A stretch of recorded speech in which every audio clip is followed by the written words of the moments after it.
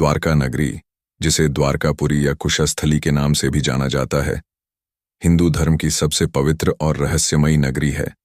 यह गुजरात राज्य के देवभूमि द्वारका जिले में अरब सागर के किनारे गोमती नदी के तट पर बसी हुई है।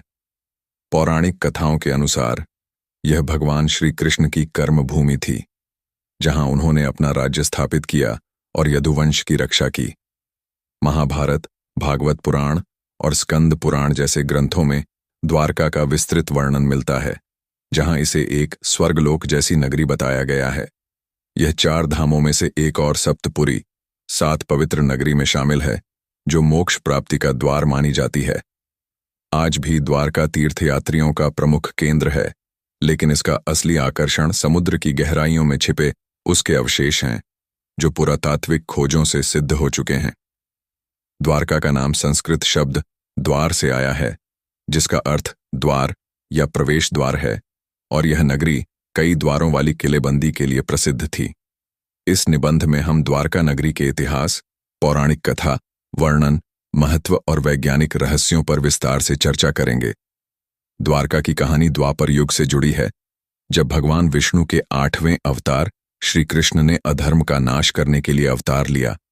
मथुरा से प्रस्थान के बाद उन्होंने इस नगरी को बसाया, जो यदुवंशियों की शरण स्थली बनी। स्कंद पुराण के प्रभास खंड में द्वारका को कुशस्थलीपुरी के रूप में वर्णित किया गया है, जो देवभूमि के नाम से जानी जाती थी। यह नगरी न केवल धार्मिक महत्व रखती है, बल्कि पुरातत्वविदों के लिए भी एक अनसुलझा रहस्य है। 2011 की जनगणना के अनुसार आधुनिक द्वारका की जनसंख्या लगभग 48,873 है और यहाँ गुजराती भाषा प्रमुख है। लेकिन असली द्वारका तो समुद्र तल में दबी हुई है, जो आज भी वैज्ञानिकों को आकर्षित करती है।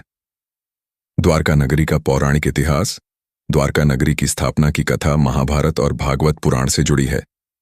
पौराणिक कथाओं के अनुसार महाराजा रैवतक ने समुद्र तट पर कुश घास बिछाकर यज्ञ किया था, जिसके कारण इस स्थान का नाम कुशस्थली पड़ा। बाद में भगवान विष्णु के वामन अवतार ने यहां दानव कुश का वध किया, जिससे यह क्षेत्र और पवित्र हो गया। लेकिन द्वारका का वास्तविक निर्माण श्री कृष्ण ने करवाया। मथुरा में कंस वध के बाद मगध के राजा जरासंध ने यदुवंश पर बार बार आक्रमण शुरू कर दिए। यदुवंशियों की रक्षा के लिए श्री कृष्ण ने मथुरा छोड़ने का निर्णय लिया। उन्होंने समुद्र देवता वरुण से प्रार्थना की, जो भूमि प्रदान करने को सहमत हुए। फिर भगवान विश्वकर्मा को आदेश देकर एक दिव्य नगरी का निर्माण करवाया। महाभारत के अनुसार यह नगरी एक ही दिन में बन गई,